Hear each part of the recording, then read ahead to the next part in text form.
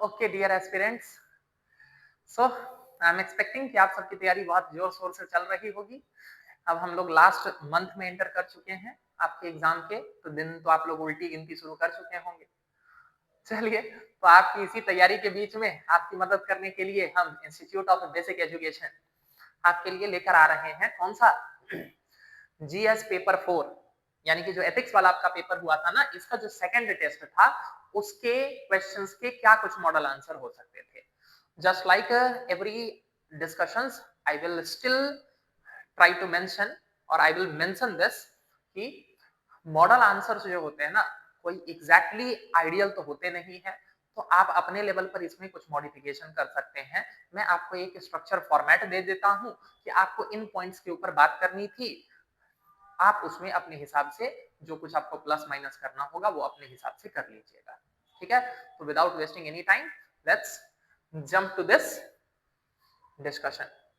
देखिए section A, पहला question आपका क्या है। आपका जो पहला क्वेश्चन था वो है explain the basic principles of citizen charter and bring out its importance. दोनों बातें आपको बतानी है, 150 वर्ड्स में बताना है, यानी कि वही 2 पेज में बताना है। तो सबसे पहला तो इस कहानी का कीवर्ड क्या है, इस पूरी कहानी का कीवर्ड है सिटीजन चार्टर।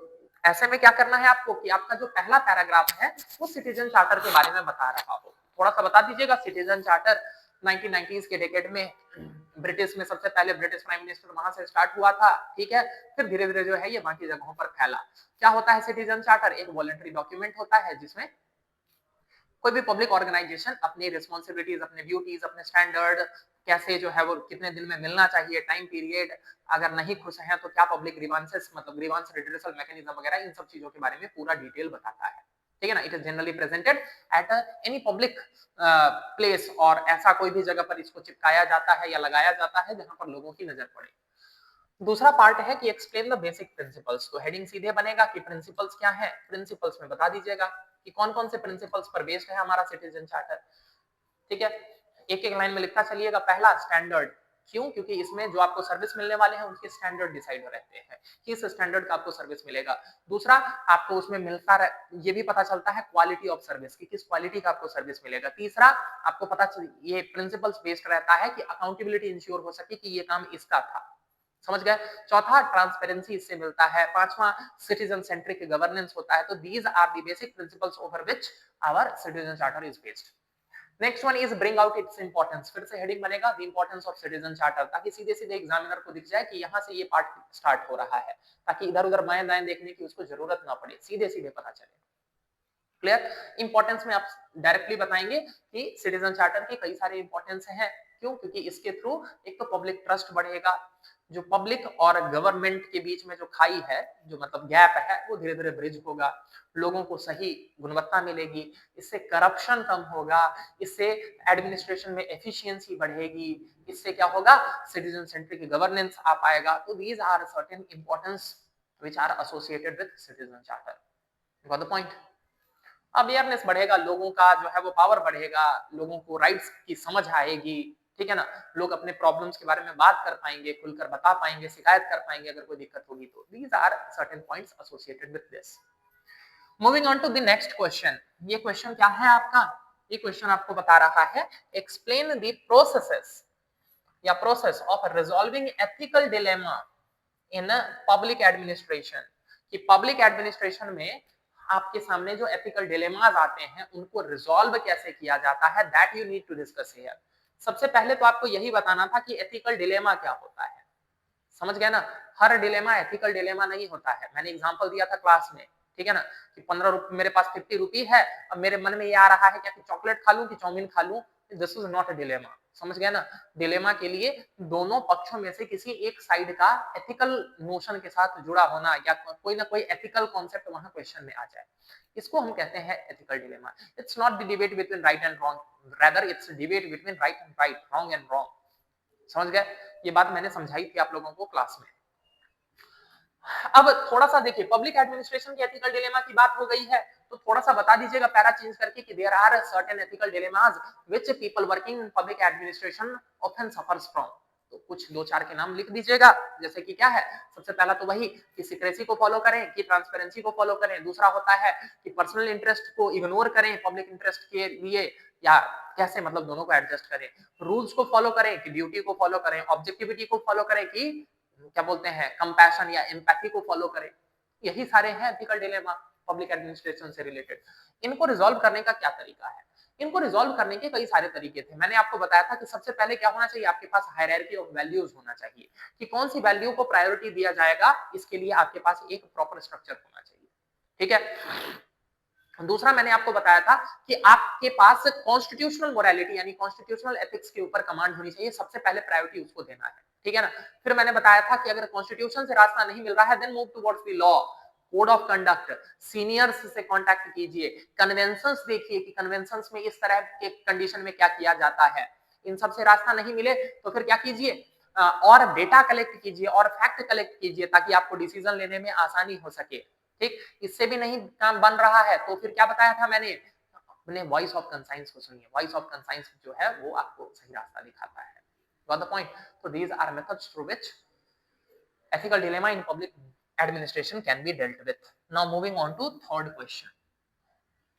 तीसरा क्वेश्चन क्या है आपका, what do you mean by term constitutional morality, इसका मतलब क्या है? और दूसरा, compare it with international morality.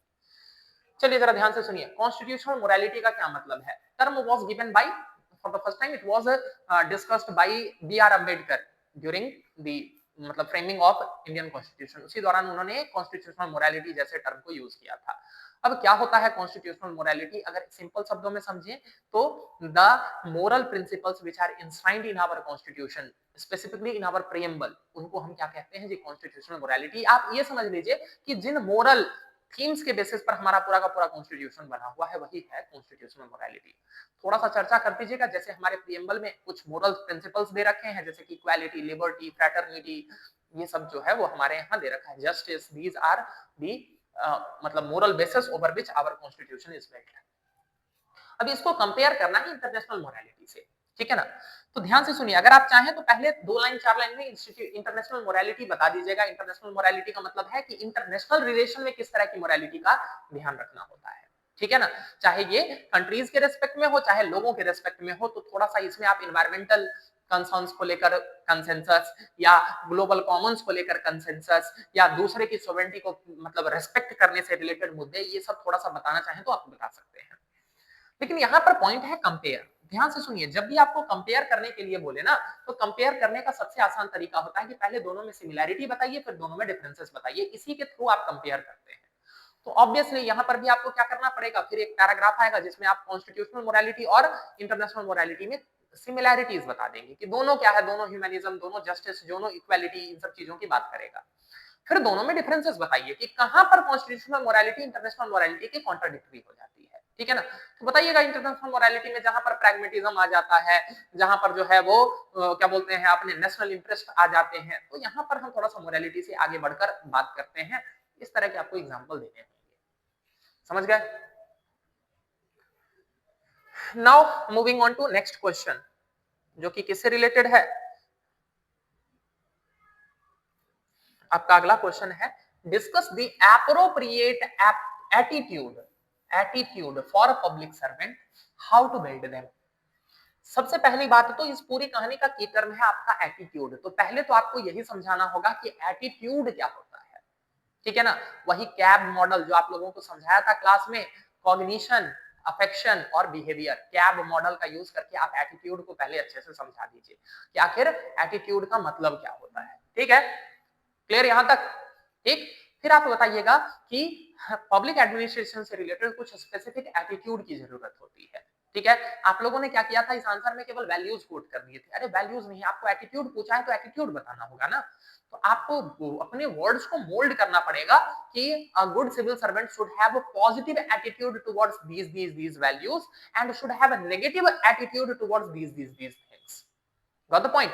तो पॉजिटिव एटीट्यूड किन चीजों की तरफ होना चाहिए, नेगेटिव एटीट्यूड किन चीजों की तरफ होना चाहिए, लिस्ट बना दीजिए, हो गया आपका ये वाला पार्ट खत्म। क्लियर हो गया ना। Appropriate attitude for public servant, उसके अंदर लीडरशिप के प्रति जो है वो पॉजिटिव एटीट्यूड होना चाहिए। You should have the positive attitude while dealing with the problems of common people, समझ गए ना? he should have the positive attitude towards communicating with the weaker sections, समझ गए? इस तरह के पॉजिटिव एटीट्यूड होने चाहिए। नेगेटिव एटीट्यूड कि he should have a negative attitude towards material gains, he should have a negative attitude towards corruption, ये सब चीजों के प्रति नेगेटिव एटीट्यूड होना चाहिए। समझ गए ना? क्लियर? तो इस तरह से आपको अपनी बातों को मोल्ड करना था। फिर क्या है, हाउ टू बिल्ड देम, इसको बिल्ड कैसे कर सकते हैं?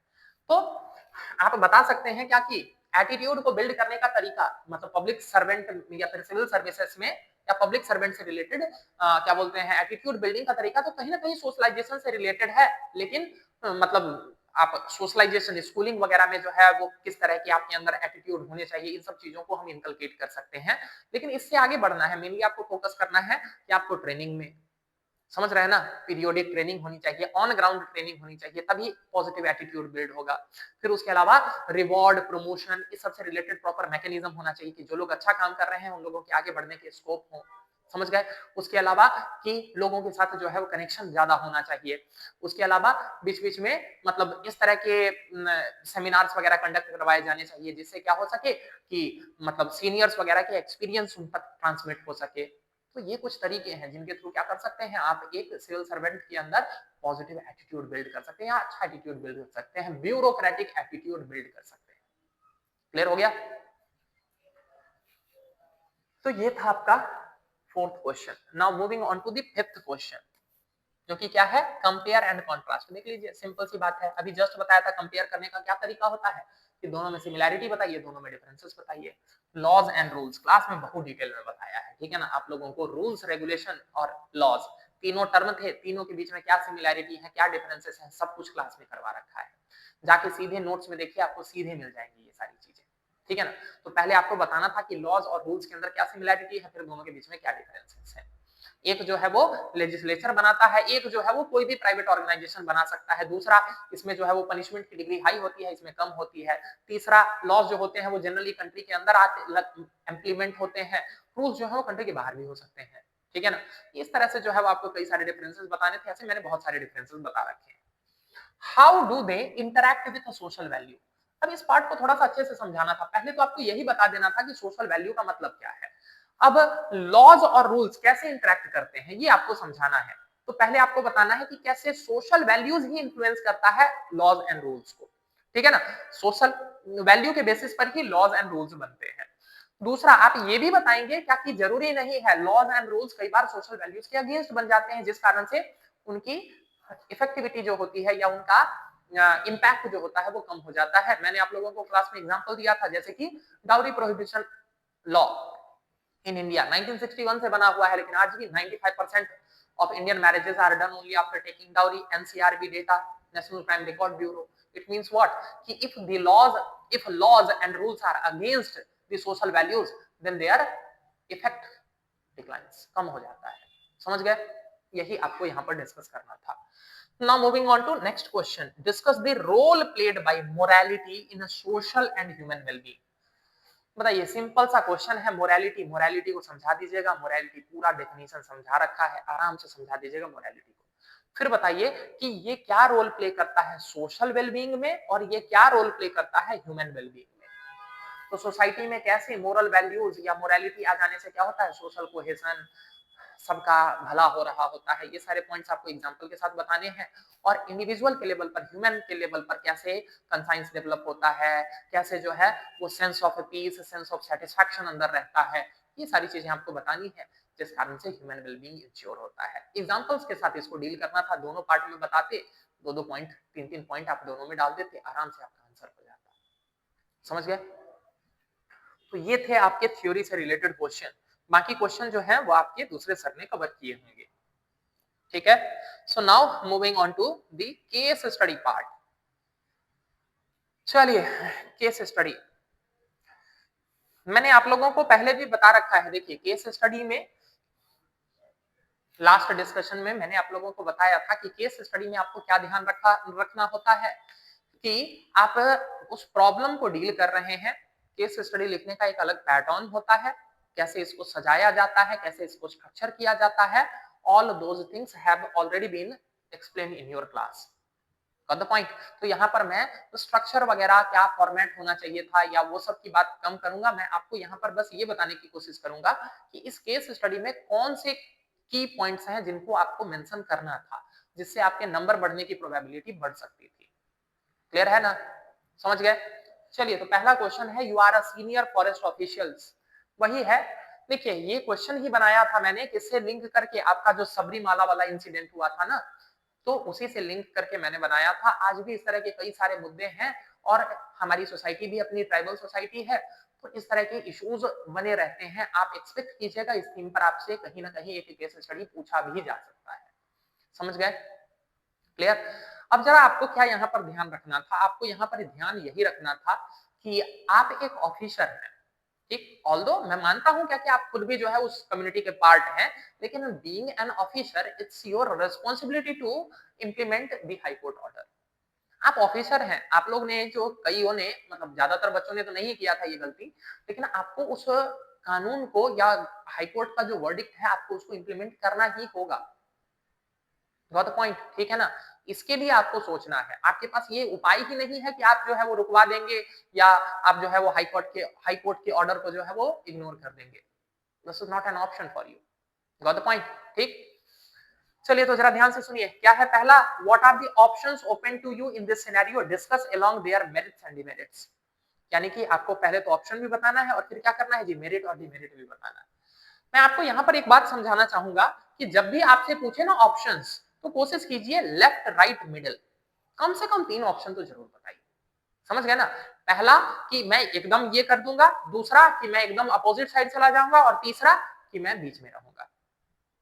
समझ गए? तो तरीका यही होता है, कम से कम 3 ऑप्शन। तो पहला तो ऑप्शन आप सीधे मेंशन कर दीजिएगा और मतलब वो बस आउटलाइटली रिजेक्ट करने के लिए ही होता है ऑप्शन, ठीक? कि मैं क्या करूंगा, मैं इंप्लीमेंट नहीं करूंगा। समझ गए ना? ऑब्वियसली इस बात को फिर बाद में हम रिजेक्ट करेंगे, तो पहला ऑप्शन तो आप यही बता दीजिएगा क्या कि मैं मतलब ट्राइबल कस्टम्स या फिर उनको ज्यादा प्रायोरिटी दूंगा और इस कारण से मैं इंप्लीमेंट नहीं करूंगा, फिर उसके दो मेरिट दो डिमेरिट। ठीक है ना? इससे क्या हो जाएगा कि ट्राइबल्स कल्चर प्रिजर्व रहेगा, ट्राइब्स में आपसे खुश रहेंगे एंड ऑल दोस थिंग्स। ठीक है? दूसरी तरफ क्या हो जाएगा कि कोर्ट का ऑर्डर नहीं फुलफिल हो पाएगा, कंटेम्प्ट ऑफ कोर्ट होगा, आपके ऊपर कार्रवाई होगी, जेंडर इक्वालिटी नहीं इंश्योर हो पाएगी। फिर दूसरा ऑप्शन कि आप कोर्ट के ऑर्डर को इंप्लीमेंट करेंगे। अब इसमें बता दीजिएगा क्या कुछ मेरिट क्या कुछ डिमेरिट, फिर बीच का रास्ता बताइएगा। बीच का रास्ता यहाँ पर देखिए, उस क्या बोलते हैं महिला विमेन ऑर्गेनाइजेशन से आपको डील नहीं करना है। समझ गए ना कि आपका ये राइट कम हो रहा है, वो लोगों ने तो कोर्ट में अपनी बात रखी है ना। आपको बात करना है ट्राइब्स के साथ, क्यों? क्योंकि आपको उस ऑर्डर को इंप्लीमेंट करना है। तीसरा ऑप्शन आपका होना चाहिए क्या कि मैं ट्राइब्स को परसुएड करूंगा। पिछले वाले ऑप्शन में आप क्या कर रहे थे, आप फोर्सफुली जो है उसको अप्लाई कर रहे थे। तीसरे वाले ऑप्शन में आपको क्या करना है, आप परसुएड करेंगे, आप समझाएंगे। समझ गए ना? ये वाला ऑप्शन थोड़ा सा क्लियर होना चाहिए था और इसी को आपको इंप्लीमेंट भी बाद में करना है। तो इसमें आप क्या कर सकते हैं, आप ट्राइब्स में कुछ जो थोड़े से लिबरल लोग हैं उनको जो है वो अलग से, या ट्राइब्स के जो लीडर्स वगैरह हैं उनको थोड़ा सा अलग से लेकर उनको परसुएड करने की कोशिश कीजिए, उनको इमोशनली इंटेलिजेंट हैंडल करने की कोशिश कीजिए। कुछ एनजीओज, सेल्फ हेल्प ग्रुप, इन सबको मतलब एनजीओज, सिविल सोसाइटी, इनको भी इंक्लूड कीजिए इस डिस्कशन प्रोसेस में। इससे क्या होगा, उन ट्राइब्स में भी मतलब परसुएजन की गुंजाइश है। लेकिन फिर भी आपको मेंशन करना पड़ेगा, अगर वो नहीं मानते हैं तो आपको फोर्सफुली अप्लाई करना पड़ेगा। तो आपको वहां पर इंश्योर करना पड़ेगा, पुलिस फोर्स वगैरह इन सबको तैयार रखना पड़ेगा कि अगर इस तरह की कोई भी प्रॉब्लम होती है, जरूरी नहीं है ना कि सब लोग मान जाए, हो सकता है कुछ लोग मान गए कुछ लोग नहीं माने, तो उसके लिए आपको तैयार रखना पड़ेगा। लेकिन ये कभी भी आप आंसर में नहीं लिखिएगा क्या कि मैं इम्प्लीमेंट नहीं करूंगा। अपने इमोशंस को साइडलाइन रखना है, यहाँ ये एथिक्स का पेपर दे रहे हैं आप। Getting my point? तो दूसरे पार्ट में आपको यही बताना है क्या कि मैं उस थर्ड ऑप्शन के साथ ही जाऊंगा। ठीक है ना? Which would be the most appropriate action that you would take in this situation and why. आपको व्हाई भी बताना है। व्हाई बताने से क्या होगा कि इससे ट्राइब्स के मन में भी बहुत ज्यादा मतलब वो नेगेटिव इंपैक्ट नहीं आएगा कि हम लोगों से बिना पूछे बताओ ये कर दिया है, तो लॉ एंड ऑर्डर ठीक रहने की गुंजाइश है। लेकिन आप फिर भी बताइएगा क्या कि जरूरी नहीं है कि सब लोग मान जाएंगे, so I will also ensure the availability of force in that region. ठीक है ना? शुरू की बात है, कुछ समय में चीजें अपने आप सेटल हो जाएंगी। तो स्टार्टिंग में जो है वो क्या होता है जी, इस तरह के रेजिस्टेंस ज्यादा होते हैं क्योंकि एज ओल्ड प्रैक्टिस रहा है। समझ गए ना? लेकिन with passage of time things will become easier for us. इस तरह से आपको समझाना है यहाँ पर। Clear? Next one is a dangerous criminal. बिल्कुल ठीक है ना? योगी जी हमेशा न्यूज में रहते हैं, इनकाउंटर, समझ गए? तो इनकाउंटर से रिलेटेड है ये कहानी। अब ध्यान से सुनिएगा, पहले ही बता देता हूं, कभी भी एथिक्स के पेपर में इनकाउंटर को जस्टिफाई नहीं करने लग जाइएगा। यहीं पर यहां पर मैंने गेम खेला था कि मैंने यहां पर लाइन दिया है, while encounter killing may be legally valid. May be legally valid, तो मे बी लीगली वैलिड का ये मतलब नहीं होता है कि लीगली वैलिड है हर कंडीशन में। कुछ खास कंडीशन है जहां पर इनकाउंटर जो है वो वैलिड है। जैसे मान के चलिए कि क्रिमिनल ने किसी दूसरे के सर पे बंदूक लगा रखी है, तो वहां पर आप मार सकते हैं, तो दूसरे के जान ले लेगा। या फिर मान के चलिए आप अपने सेल्फ डिफेंस में गोली चला सकते हैं, या वॉर कुछ अनएक्सेप्शनल सिचुएशन हो जाए, ठीक है ना, तो वहां पर आप मार सकते हैं, ठीक है ना। लेकिन इसको ना तो आप जस्टिफाई करने लग जाइएगा कि इनकाउंटर किलिंग जो है वो जस्टिफाइड है, ठीक है ना, क्लियर। इंडिया एक ऐसा कंट्री है जहां कसाब को भी फ्री फेयर ट्रायल मिला था, ठीक है ना, जिसके बारे में सब जानते थे, सबके पास वीडियो था प्रॉपर, सब लोग जानते थे कि यही है जिसने इतने लोगों को मारा है, but still he got a fair trial. Got the point, we are a democratic country. हमारे यहाँ जो है वो बंदूक के दम पर जो है वो जस्टिस नहीं होता है, समझ गए ना। और वैसे भी मारने से पहले तो आप देखते हैं ना, lower court, higher court, supreme court, review petition, curative petition, इतने सारे ऑप्शंस होते हैं। इनफैक्ट उसके बाद भी प्रेसिडेंट के पास पावर दिए गए हैं कि वो चाहे तो पार्डन कर सकता है। और आप बोल रहे हैं क्या कि इनकाउंटर कर दो सीधे। तो इनकाउंटर को कभी भी एथिक्स के पेपर में जस्टिफाई मत करने लग जाइएगा, ठीक है ना। यही मैं बोलता हूं आप लोगों को बार बार कि इमोशंस को कंट्रोल रखना है, इमोशंस को कंट्रोल रखना है, ठीक है ना। What are the moral dilemmas present in this situation, इस सिचुएशन में क्या क्या मोरल डिलेमास थे, आराम से आप बता सकते हैं क्या क्या डिलेमा थे। सबसे पहला तो डिलेमा यही है कि क्या एक क्राइम, लाइकली क्राइम को रोकने के लिए मैं खुद क्राइम कर दूं। कहीं तो किसी का मर्डर कर देना, किसी का एनकाउंटर कर देना, वो अपने आप में क्राइम है। आप एक बात बताइए, आपस्पा वाले रीजन में जो आर्म्ड फोर्सेस ने गोली मार दिया था या कुछ लोगों की हत्या कर दी थी, उस पर सुप्रीम कोर्ट ने कितनों को सस्पेंड करवाया है या फिर कितनों के ऊपर कार्रवाई की है। तो भारत में मार देना कहीं भी जस्टिफाइड नहीं है। जब आपस्पा वाले रीजन में नहीं चलता है, आप लोग इनकाउंटर किलिंग को जस्टिफाई कर रहे थे, समझ गए? ठीक, तो क्राइम है, इनकाउंटर करना अपने आप में एक क्राइम है, समझ गए? क्लियर ना।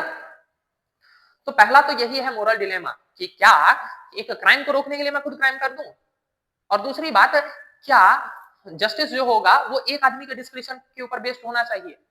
जब जुडिशियरी इस तरह की बात कह रही है कि अगर आपको सजा दी गई है तो आप रिव्यू पिटीशन डालिए, क्यूरेटिव पिटीशन डालिए, तो आप कौन होते हैं डिसाइड कर लेने वाले क्या कि नहीं, अब इसको जीने का कोई अधिकार नहीं होना चाहिए। क्लियर, इमोशनल नहीं होना है, क्लियरली इस बात को समझिए। तीसरा, आपके जो सबऑर्डिनेट हैं उनको कंपेल कर रहे हैं आप इलीगल एक्टिविटी करने के लिए, जो उनके कंसाइंस, उनके लीगैलिटी के अगेंस्ट है, आप उनको मजबूर कर रहे हैं, समझ गए ना। तो these are certain moral dilemmas associated with the topic, clear. और उसके बाद आपको क्या बताना था कि क्या ये जस्टिफाइड है, नहीं, बिल्कुल जस्टिफाइड नहीं है। एक्सेप्शनल सिचुएशन में जस्टिफाइड हो सकता है, लेकिन जस्टिफाइड बिल्कुल नहीं है, और मोरली जस्टिफाइड तो कहीं से नहीं है। ह्यूमनिज्म, ह्यूमन, समझ गए ना, क्लियर। गांधी जी वाला लाइन याद कीजिए, an eye for an eye will make the whole world blind. तो कैसे आप इस बात को जस्टिफाई कर सकते हैं, clear. Next question, as the CEO of pharmaceutical company holds monopoly, ये वाला आपने पढ़ा होगा, ठीक है ना। तो जरा ध्यान से सुनिए, what values are being challenged in this scenario, इस सिनेरियो में कौन कौन से वैल्यू चैलेंज हो रहे हैं। अब वैल्यू चैलेंज हो रहे हैं, आप लोग इसको डिलेमा बना रहे हैं। अरे वैल्यूज को बस लिंक करना है, वर्ड्स को समझिए।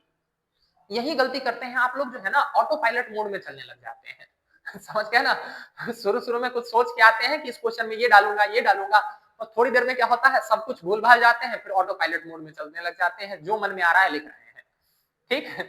समझिए, यहाँ वैल्यूज पूछा है और बस ये पूछा है कि कौन से वैल्यूज चैलेंज हो रहे हैं, तो आपको वही बताना था ना। तो अपना जो आपका इंट्रोडक्शन वगैरह है फॉर्मेट, वो डालिएगा, फिर उसके बाद सीधे आइएगा what values are being challenge.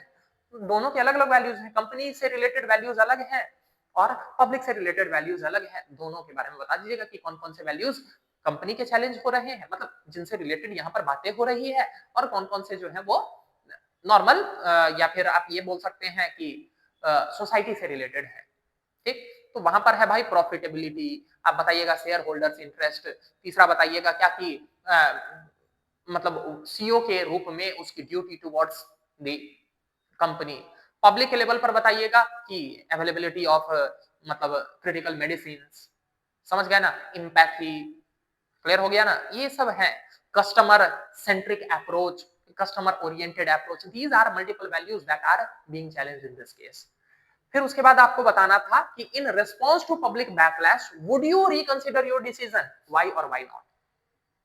अब आधे लोग पता है क्या किए हैं, आधे लोग क्या मैं बोल रहा हूँ 75% बच्चों ने क्या आंसर में किया है, उन्होंने यहाँ पर कोर्स ऑफ एक्शन लिखा है कि हम क्या करेंगे, हम बोर्ड मीटिंग बुलाएंगे, हम अपने बोर्ड मेंबर्स को जो है वो क्या करेंगे, परसुएड करेंगे, फिर हम क्या करेंगे, प्राइस को थोड़ा सा कम कर देंगे, पूरा नहीं कम करेंगे, इस सब तरह की बात लिख रहे हैं। अरे वो बताना है, लेकिन आपसे पूछा है in response to the would you reconsider, यानी कि क्या आप रिकंसिडर करेंगे, और मीन है कि व्हाई और व्हाई नॉट। अगर करेंगे तो क्यों करेंगे या क्यों नहीं करेंगे, इस मुद्दे पर आपको मार्क्स मिलेगा। आपके कोर्स ऑफ एक्शन के लिए यहाँ मार्क्स नहीं है। ऑब्वियसली आप थोड़ा सा कोर्स ऑफ एक्शन के बारे में बताएंगे, but the marks will be given for this thing कि व्हाई और व्हाई नॉट।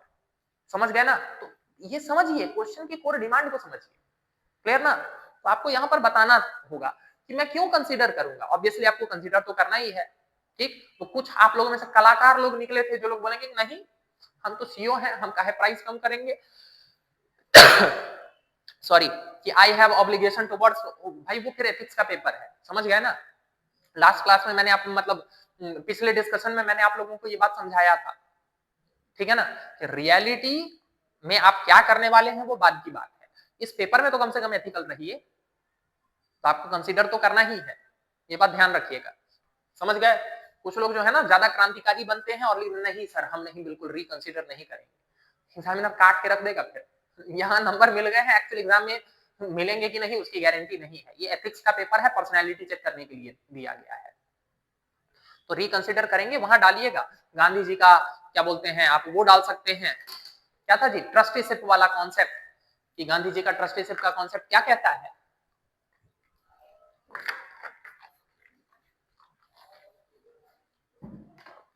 कि वी ऑल आर ट्रस्टीज। समझ गए ना? ट्रस्टी तो तुम्हारा थोड़ी है वो कंपनी, ट्रस्टी हो बस, इसीलिए लोगों के लिए भलाई की काम करना पड़ेगा। गांधी जी का 7 सिंस डालिएगा। 7 सिंस में है ना, कॉमर्स विदाउट मोरालिटी, अपने आप में ये सिन है, तो मोरालिटी के साथ करना होगा ना। तीसरा बताइएगा, आप एक मतलब सीईओ के रूप में भी सोचिए ना, कि अगर लोग खुश नहीं रहेंगे, कस्टमर खुश नहीं रहेंगे, तो आपका फ्यूचर जो आपके प्रोजेक्ट्स वगैरह हैं या जो आपके प्रोडक्ट वगैरह हैं उसमें आपको बहुत प्रॉफिट नहीं हो पाएगा। आप लोगों कस्टमर को नाखुश करके जो है वो कंपनी को बहुत लंबे समय तक नहीं चला पाएंगे। और दूसरी बात फिर यहाँ पर बताइएगा क्या कि एक्सेसिव प्रॉफिट ले रहे हैं, पहले लॉस कर रहे थे लेकिन अब जो है वो बहुत ज्यादा मतलब प्राइस बढ़ा दिया है आपने, तो थोड़ा सा प्राइस को जो है वो कम किया जा सकता है।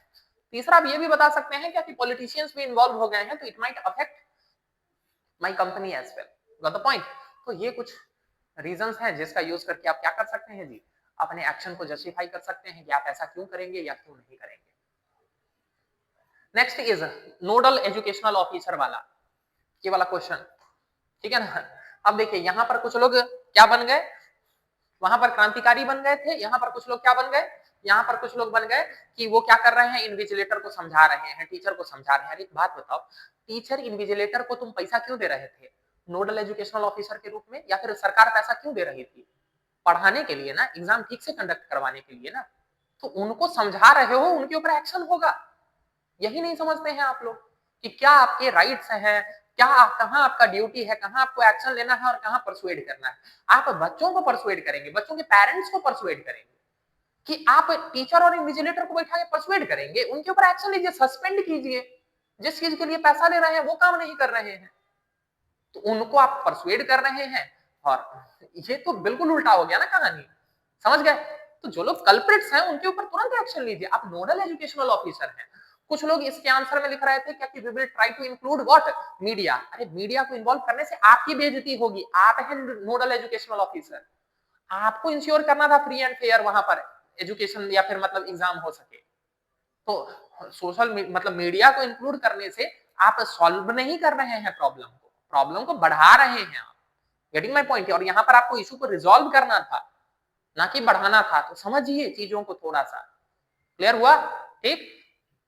How would you address and resolve this issue?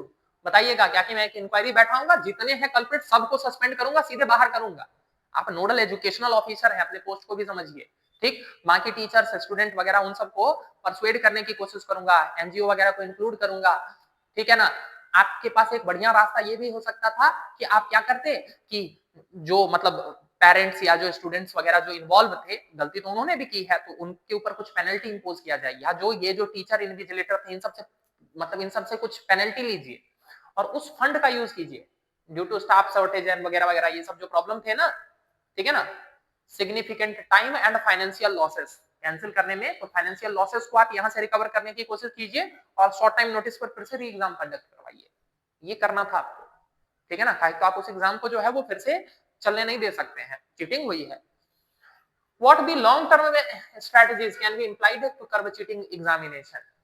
Long term strategy, moral education वगैरह को इंक्लूड कीजिए, नए टीचर्स को अपॉइंट कीजिए, ठीक है ना, वहां पर जो है वो विजिलेंसी को बढ़ाइए, स्कूल में कैसी पढ़ाई लिखाई हो रही है इन चीजों के ऊपर नजर निगरानी बढ़ाइए। आप नोडल एजुकेशन ऑफिसर हैं, समझ रहे हैं ना। इसके अलावा सेंसिटाइजेशन करने की जरूरत है पेरेंट्स को, उसमें आप एनजीओ, रोल मॉडल्स इन सबको इंक्लूड कीजिए ताकि लॉन्ग टर्म में धीरे धीरे चीजें सुधरे। Next, metro rail project, pollution बढ़ रहा है, फॉसिल फ्यूल वगैरह ये सब वाला प्रॉब्लम है, ठीक है। मैं इसको पढ़ इसलिए नहीं रहा हूं क्योंकि मैं एक्सपेक्ट कर रहा हूं कि आपने कम से कम इसको पढ़ा होगा, अगर नहीं पढ़ा तो फिर से आप वीडियो को पॉज कीजिए, वीडियो को पॉज करके पढ़ लीजिए, ठीक है ना। मैं ये मान के चल रहा हूं कि कम से कम आपने इस बात को तो पढ़ा ही होगा। चलिए, who are the key stakeholders in this situation and what are their concerns. तो अपना जो इंट्रोडक्शन में समराइज वगैरह टाइप का जो भी आपको करना है वो कर लीजिएगा, फिर सीधे आ जाइएगा। The key stakeholders in this case are, कौन कौन है। पहला तो वो म्युनिसिपल अथॉरिटी, दूसरा आपको बताना है पब्लिक, तीसरा आपको बताना है क्या बोलते हैं वो एनवायरमेंटल ऑर्गेनाइजेशन, चौथा मीडिया, पांचवा चाहे तो गवर्नमेंट बता सकते हैं, ठीक है ना। तो ये 5 हैं और इन सब से रिलेटेड क्या क्या कंसर्न है आराम से 2-2 लाइन में, तो स्ट्रेट फॉरवर्ड है ज्यादा, इसमें तो ज्यादा बाएं दाएं की जरूरत नहीं है। तो सबके कंसर्न बताइएगा कि मेट्रो अथॉरिटी के क्या कंसर्न है, समझ गए, गवर्नमेंट के क्या कंसर्न है, पब्लिक के क्या कंसर्न है, एनवायरमेंटल ऑर्गेनाइजेशन के क्या कंसर्न है और मीडिया के क्या कंसर्न है। सबके कंसर्न के ऊपर 3-3 लाइन लिख दीजिएगा, आराम से आपका 1.5 पेज भर जाएगा। Then moving on to as the municipal commissioner, how would you balance the interest of all stakeholder while deciding the course of action। अब देखिए यहाँ पर आप कोर्स ऑफ एक्शन बताने लग गए, आपको ये बताना है कि कैसे आप बैलेंस कीजिएगा सबके स्टेक होल्डर को, तो वहां पर बताइए ना, क्या कंपेंसेटरी एफोरेस्टेशन करवाऊंगा। अब आधे लोग पता है यहाँ पर क्या कलाकारी करने लग गए थे आंसर में, कि मैं प्रोजेक्ट के उसको शिफ्ट कर दूंगा, मैं फिर से इन्वायरमेंटल इंपैक्ट असेसमेंट करवाऊंगा। अरे एक बात बताइए, आपको क्या लग रहा है कि प्रोजेक्ट फाइनलाइज होने से पहले नहीं हुआ होगा? तो आप ये कैसे इमेजिन कर रहे हैं कि आप क्या कीजिएगा कि उस कार शेड को जो है वो कहीं और बनवा दीजिएगा। जब टर्मिनल वहां है तो कार शेड भी तो वहीं बनेगा ना। तो ये जो आप लोग तर्क दे देते हैं क्या कि एकदम बच गए सर, तो मुद्दा ही खत्म कर दिया, एथिकल प्रॉब्लम था, हम मुद्दा ही खत्म कर दिए क्या कि हम कार शेड को ही कहीं और बनवा देंगे। कार शेड किस लिए होता है? टर्मिनल पर, वहां पर आके गाड़ी लगाए आदमी जाए, तो टर्मिनल पर ही ना कार शेड बनेगा कि कहीं और बन जाएगा। फिर तो पूरा का पूरा मेट्रो सिस्टम को ही फिर चेंज करवाइए। तो ये समझिए कि क्या आपके पावर है, क्या आप कर सकते हैं, क्या सही है, यहाँ पर बैलेंस करने की जरूरत है, समझ गए, क्लियर। तो ऑब्वियसली आपको ये इंश्योर करना पड़ेगा क्या कि जहां पर भी जितनी भी पेड़ कटे हैं मैं उनको कहीं और लगवाऊंगा या उससे ज्यादा लगवाने की कोशिश करूंगा। इन्वायरमेंटल ग्रुप्स को ये समझाने की कोशिश करूंगा कि शॉर्ट टर्म में चाहे इससे नुकसान हो रहा है लेकिन इससे मतलब लॉन्ग टर्म में आपको फायदा ही होगा, ठीक है ना। क्योंकि अगर पब्लिक ट्रांसपोर्टेशन बढ़ेगा तो जो इंडिविजुअल ट्रांसपोर्टेशन के कारण पॉल्यूशन वगैरह हो रहा है वो बैलेंस होगा। आपको ये बात समझाना होगा यहाँ पर क्या कि डेवलपमेंट बेस्ड कुछ ना कुछ प्रॉब्लम्स होते हैं, development comes at a cost, समझ गए। तो उसको बैलेंस करने की जरूरत है कि जरूरत से ज्यादा मतलब वो क्या बोलते हैं आप उसको कॉस्ट बेनिफिट एनालिसिस करना जरूरी है, समझ गए। Moving on to last case study, a young civil servant resumed work soon after child birth. ये वाला पढ़ा होगा आप लोगों ने। अब यहाँ पर कुछ लोग जो है ना ज्यादा ही नेता बन जाते हैं। एक बात बताइए, एथिक्स का पेपर लिख रहे हैं जी और आप जो है वो जेंडर बेस्ड बायस्ड रहिएगा, बोलिए नंबर मिलेगा आपको? रियल लाइफ में आप कैसे हैं उससे मेरे को कोई लेना देना नहीं है, लेकिन एक बात बताइए, सारे पेपर में आपने पढ़ा है gender equality, gender equity and all those things, आपके कॉन्स्टिट्यूशन में आपने पढ़ा है आर्टिकल 14-15 कि उनके लिए जो है वो अफर्मेटिव एक्शंस होने चाहिए महिलाओं के लिए, और फिर यहाँ पर आकर वही बात लिख दे रहे हैं आप लोग, नहीं बिल्कुल गलत किया उसने, जाना नहीं चाहिए था। ये सब चीज लिखेगा, काट के रख देगा सारा का सारा पेपर, समझ गए ना। एग्जामिनर को अगर हल्का सा भी हिंट मिल गया ना कि ये बच्चा लायक नहीं है तो इंश्योर करेगा कि फेल हो जाइए इसी पेपर में आप, क्लियर। आप इस भ्रम में नहीं जिए कि सर इसी क्वेश्चन में नंबर काटेगा बाकी में तो हम बढ़िया लिखे हैं, नहीं, ये पर्सनैलिटी टेस्ट भी है। तो अगर उसको दिख गया क्या कि इस बच्चे के अंदर बहुत खराब पर्सनैलिटी, खराब मेंटालिटी है, एक पैट्रियार्कल माइंडसेट है, एक्सट्रीम पैट्रियार्कल माइंडसेट है, ये सब अगर एंड्रयू टेट के फैन है, तो फिर क्या करेगा, वो इंश्योर करेगा कि एग्जाम से बाहर हो जाएंगे आप। समझ गए ना? तो बैलेंस रखिए, क्लियर ना? और दूसरी बड़ी बात, पहले लाइन में वर्डिक्ट मत दीजिए। ये लास्ट डिस्कशन में भी मैंने आप लोगों को बताया था कि पहले लाइन में ही वर्डिक्ट नहीं सुनाने लग जाइए, वो जो आपके अंदर टेंडेंसी होती है ना, क्लियर? वो लाइन मैंने आप लोगों को क्लास में बताया था कि everybody is advocate with respect to themselves and जज विथ रिस्पेक्ट टू अदर्स। तो अपनी कोई भी गलती होती है तो तुरंत उसके पीछे जो है वो आर्गुमेंट देने शुरू कर देते हैं, अरे नहीं हमने तो ऐसा इसलिए किया क्योंकि ऐसा हो रहा था। और जैसे ही बात आती है किसी और की तो तुरंत आप लोग जजमेंट देने लग जाते हैं कि हम तो पहले ही बोले थे कि ये ऐसा है। इस वाले माइंडसेट को कंट्रोल कीजिए एथिक्स के पेपर में। क्लियर है? ये बात समझ गए ना? ठीक। और वो सिविल सर्वेंट है जी, ऐसा भी नहीं है क्या कि कोई नॉर्मल आदमी है क्या कि आप उसको, उसके पास इतना कंसाइंस है। ठीक, तो आप यहाँ पर बताइए दोनों पक्ष कि डेडिकेशन टुवर्ड्स हिज ड्यूटी है, इस कारण से वो अपने मैटरनिटी लीव को छोड़ के आ रही है। क्लियर है ना? और दूसरी बड़ी बात कि अगर वो अपने बच्चे को ऑफिस लेकर आ रही है तो आप ये क्यों मान ले रहे हैं क्या कि बच्चे के आने से जो है वो इन्वायरमेंट पर खराब ही इंपैक्ट पड़ेगा, वर्क कल्चर एकदम पूरा खराब हो जाएगा। एक बात बताइए, क्या ऑफिस जो है वो एक बच्चे से इतना ज्यादा इफेक्ट हो जाएगा कि पूरा का पूरा ऑफिस का एनवायरनमेंट खराब हो जाएगा? तो ये जो आप लोग एक वन साइडेड हो गए थे, मैं वही बोल रहा हूँ, अरे मैं बोल रहा हूँ कि दोनों पक्ष बताइए। अब बताइए क्या कि हाँ कुछ चैलेंजेस हो सकते हैं कि ऑफिस में आने से क्या होगा कि ऑफिस का थोड़ा सा कल्चर इफेक्ट होगा, बाकी लोग भी अफेक्ट होंगे, लेकिन फिर केवल यही बताना ये अपने आप में बड़ा मेजर पॉइंट है ना। आप दोनों पक्ष बताइए by having a tilt towards that lady. आपको जेंडर इक्वालिटी की तरफ पॉजिटिव टिल्ट रखना पड़ेगा। समझ गए ना? तो इस चीज को आपको दिमाग में रखना है। क्लियर? आप कंप्लीटली उस लेडी के एक्शन को रिजेक्ट नहीं कर सकते हैं, because it is going to show a patriarchal mindset with respect to you. Got the point? तो बताइएगा, दोनों पक्ष बताइएगा, ठीक है ना? Should a civil servants personal and professional responsibilities overlap? तो बताइएगा क्या कि जनरली तो ओवरलैप नहीं करे, लेकिन आप कितना भी कोशिश कीजिएगा, भाई वो भी तो एक इंसान है ना। ठीक, बच्चे को घर पर छोड़कर आएगी, उसको फीड भी तो करवाना है, तो ये सब प्रॉब्लम भी तो होंगे। तो there are certain concerns associated with this, इसलिए वो लेकर आ रही है। और एक बात बताइए, इतना छोटा बच्चा है, मान के चलिए थोड़ा सा इन्वायरमेंट मतलब अफेक्ट भी कर रहा है, तो भी आप इतने भी स्ट्रिक्ट नहीं हो सकते हैं। ऐसा कोई कहीं रूल बुक में कहीं नहीं लिखा हुआ है क्या कि एक महिला जो है अपने बच्चे को लेकर नहीं आ सकती है ऑफिस में? कोई कोड ऑफ कंडक्ट में कहीं इसकी चर्चा नहीं मिलती है। तो हम बता सकते हैं ना क्या कि इस तरह के अफर्मेटिव एक्शन, इस तरह की लिबर्टी दी जा सकती है। Obviously, also you will mention certain challenges associated with this. I'm not going in that direction, क्यों? क्योंकि आप लोगों ने वही केवल लिखा था अपने आंसर में। Does India's work culture create a challenge for working mother managing both roles effectively? Obviously, बताइए क्या इंडिया में वर्किंग मदर से रिलेटेड कई सारे इस तरह के चैलेंजेस देखने को मिलते हैं, डुअल बर्डन देखने को मिलता है, ठीक है ना, कि चाहे बाहर का काम करो तब भी घर का काम करना ही होगा तुमको, ठीक है ना। तो डुअल बर्डन बताइए, पैट्रियार्कल माइंडसेट बताइए, मैटरनिटी लीव वगैरह नहीं मिलती है ठीक से, ठीक है ना, महिलाओं को मतलब सैलरी कट कर लिया जाता है, मतलब वो मैटरनिटी बेनिफिट एक्ट को पास कर दिया गया है, सही तरीके से इम्प्लीमेंटेशन नहीं होता है। इस तरह के कई सारे चैलेंजेस हैं, ठीक है ना। क्रेच वगैरह की फैसिलिटीज अवेलेबल नहीं है डिस्पाइट हैविंग मतलब लॉज एसोसिएटेड विद दिस। तो these are certain challenges which are associated with the working women. I hope आप लोगों को इस डिस्कशन से कुछ इनसाइट्स मिले होंगे। मैं ये नहीं बोल रहा हूं क्या कि जो मैंने बोला है 100% वही सही है, ठीक है ना। मैंने जो भी पॉइंट्स दिए हैं उसके पीछे के आपको आर्गुमेंट्स बताए हैं, आप इसमें से कुछ सीख सकते हैं, अपनी क्रिएटिविटी का यूज करके इसमें कुछ मॉडिफिकेशन, इसमें कुछ जोड़ घटाव आप अपने लेवल पर जो करना चाहें वो कर सकते हैं। So with this hope that this discussion was of some help to all of you. All the very best for your future preparation. Thank you.